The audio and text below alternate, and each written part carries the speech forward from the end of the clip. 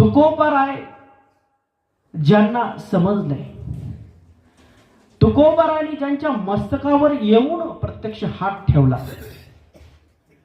त्या सद्गुरूंनी कृपा केली आणि मग झाला निळा पावड.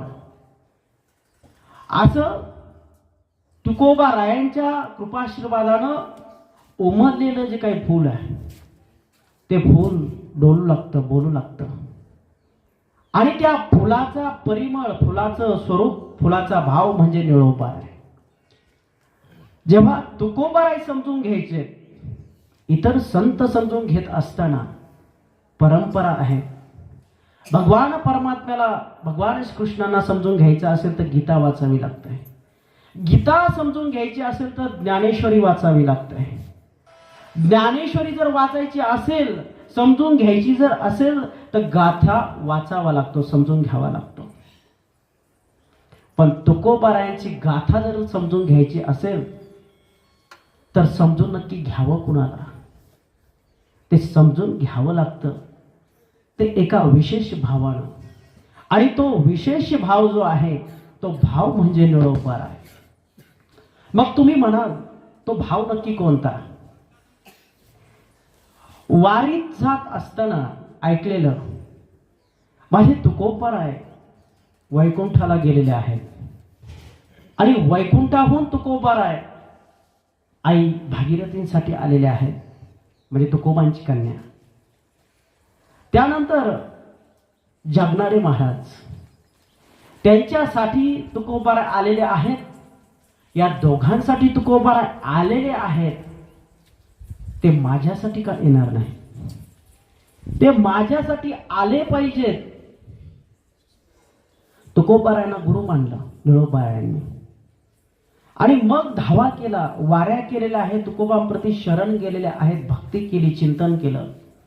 आणि ते चिंतन केल्याच्या नंतर माझ्या सद्गुरूंनी आता कृपा करावी, मला उपदेश करावा, मला योग्य साधनेचं मार्गदर्शन करावं, माझ्या तुकया स्वामीनं मला भेटावं. हा भाव निळोबारायांनी तो मनामध्ये दृढ निश्चय केला, दृढ संकल्प केला. आणि त्या संकल्पामधून आता माझा तुकोबा, माझा तुकया स्वामी, माझे तुकोबा, माझे सद्गुरुनाथ मला भेटतील. 1 दिवस झाला, 2 दिवस झाला, वाट पाहण्यात गेले. असे दिवसामागून दिवस गेले. आता शरीर साथ देत नाहीये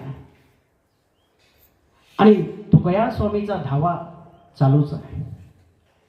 मग अशा प्रसंगी स्वतः पांडुरंग परमात्म्याला दया यावी आणि पांडुरंग परमात्म्यानं खाली यावं, प्रकट व्हावं आणि निळोबांना सांगावं, निळोबा, अरे मी साक्षात पांडुरंग तुझ्या समोर उभा आहे.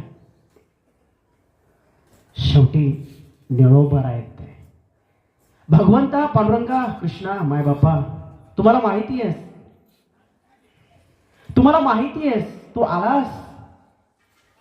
भगवंताच्या चरण कमलावर मस्तक टेकवला, त्या चरणांना मिठी मारली आणि डोळ्यातून घळाघळा अश्रू व्हायला लागले.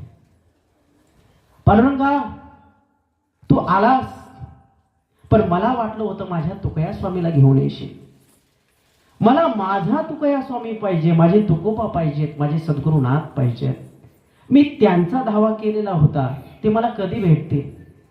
हे भगवंता, तुला कृपा करायची ना, माझ्यावर एकच कृपा कर, माझ्या सद्गुरूंना माझ्याकडे पाठव. का?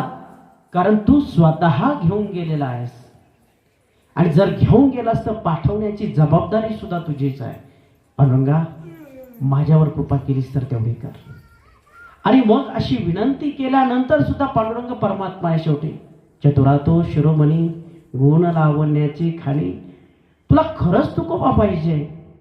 अरे ज्या तुकोबांनी माझी सतत आराधना केली आहे, मला प्राप्त करण्यासाठी संसार नष्ट केलेला आहे, सगळं धन संपत्ती संसार सगळ्याचा त्याग केला, पूर्व पक्षी धातू धिक्कारिले जन, सोये जनार्दन तेजी झाले, सगळ्यांचा त्याग केला आणि मला प्राप्त केलं.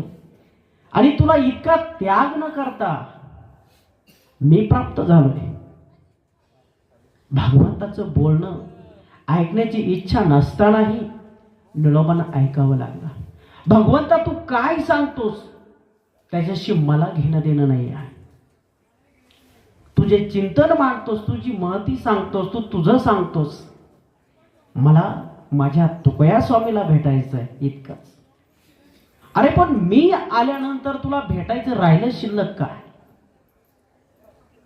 तरी आत्मिक ओढ, सद्गुरुप्रती निष्ठा, भावना भेटी लागी जीवा, इतकी अंतकरणाची ओढ निळोबांना होती.